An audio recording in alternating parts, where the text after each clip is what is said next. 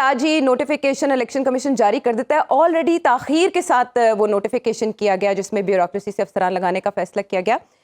आपका नहीं ख्याल कि इससे इलेक्शन ताखीर का शिकार होंगे? बिल्कुल नहीं, ताखीर का शिकार हो सकते। देखें, इलेक्शन जो है ना वो 3 कंडीशन है। तो टाइमली होना चाहिए, फ्री होना चाहिए और फेयर होना चाहिए। अब यहाँ पे मैं आपको थोड़ा इनकी तारीख दुरुस्त कर दूं। 31 जुलाई को इलेक्शन कमीशन ने दूसरा लेटर लिखा था लाहौर हाई कोर्ट को कि हमें जुडिशियल सर्विस चाहिए, क्या वो अवेलेबल है कि नहीं, क्योंकि पहले आप मना कर चुके हैं। लाहौर हाई कोर्ट ने 18 अगस्त को रिप्लाई किया कि हम बिल्कुल ये रिक्वेस्ट कंसिडर कर सकते हैं, आप जरा हमें इलेक्शन स्केड्यूल प्रोवाइड करें। अच्छा। उसके बाद इलेक्शन कमीशन, मुझे उनकी क्या मंतक थी, उन्होंने सोचा कि हम ब्यूरोक्रेसी से रिटर्निंग अफसरान अपॉइंट देते हैं। अगर आप वो लिस्ट देखें, उसके अंदर जो 95% अफसरान हैं, रिटर्निंग अफसरान डिस्ट्रिक्ट के, वो डिप्टी कमिश्नर्स हैं।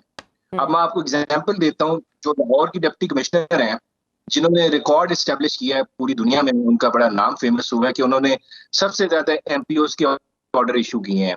और दिलचस्पी की बात यह है कि सारे एमपीओज के ऑर्डर जो हैं वो पाकिस्तान तहरीक इंसाफ की लीडरशिप है, उसके वर्कर्स हैं और मेंबर्स हैं।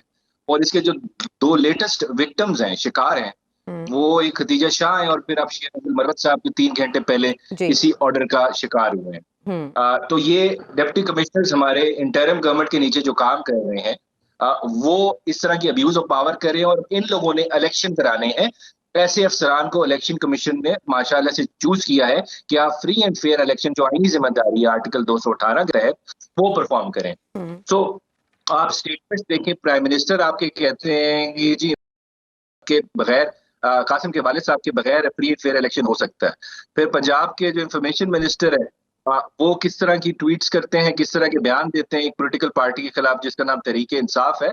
तो इस तरह के माहौल में जब एक गवर्नमेंट हेल्प बेंट है कि उन्होंने पॉलिटिकल स्पेस नहीं देनी एक पार्टी को, फील्ड भी नहीं देने, और उसी गवर्नमेंट के कारिंदे जो उनके नाम पे अब्यूज ऑफ पावर कर रहे हैं, एक्सेस कर रहे हैं, उन्हीं को आप डिस्ट्रिक्ट रिटर्निंग ऑफिसर्स लगा दे, तो क्या फ्री एंड फेयर इलेक्शन हो सकता है? बिल्कुल नहीं हो सकता। ये मैं हवा में बातें नहीं कर रहा। These are facts, statement of facts, admit facts.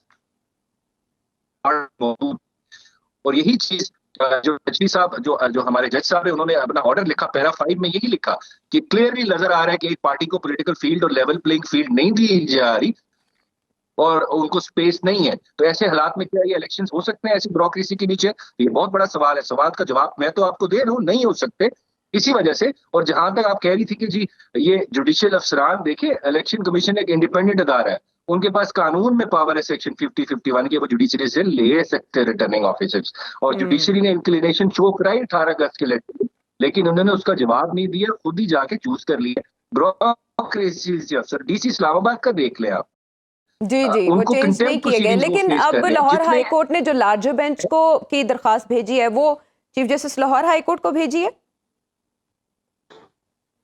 जी, वो मेरे ख्याल से कॉन्स्टिट्यूट हो गया है, अभी आज ऐलान हो जाएगा या कल हो जाएगा। और ये सिर्फ 2 दिन की हेयरिंग में इलेक्शन, ये केस खत्म हो सकता है। और जितनी अर्जेंसी है, देखिए हाईकोर्ट ने भी रात 10-11 घंटे काम किया है, फिर ऑर्डर इशू किया। That means they are sensitised कि हम डिले नहीं कर सकते। तो ये 2-3 दिन में केस खत्म हो जाएगा। इवन देखिए, मैं इसमें लॉयर हूँ, मैं संडे को भी आर्ग्यू कर सकता हूँ। और पाकिस्तान तहरीक इंसाफ ने तो देखिए आर्गुमेंट ही सारा ये लिया कि आप इलेक्शन टाइम पे कराएं। अब जिस पार्टी के हबीब अकरम साहब सर्वे कर रहे हैं 80% पॉपुलैरिटी है, तो वो क्यों इलेक्शन से दूर भागेंगे? ये तो उन लोगों को भागना चाहिए जो हमेशा 2 साल से भाग रहे हैं, जिसकी पॉपुलैरिटी 20% है। तो इस वजह से ये फजूल आर्गुमेंट है। इन कैमरा ट्रायल की दरखास्त मंजूर कर ली गई है, वही जिसके खिलाफ इस्लामाबाद हाई कोर्ट में गए थे।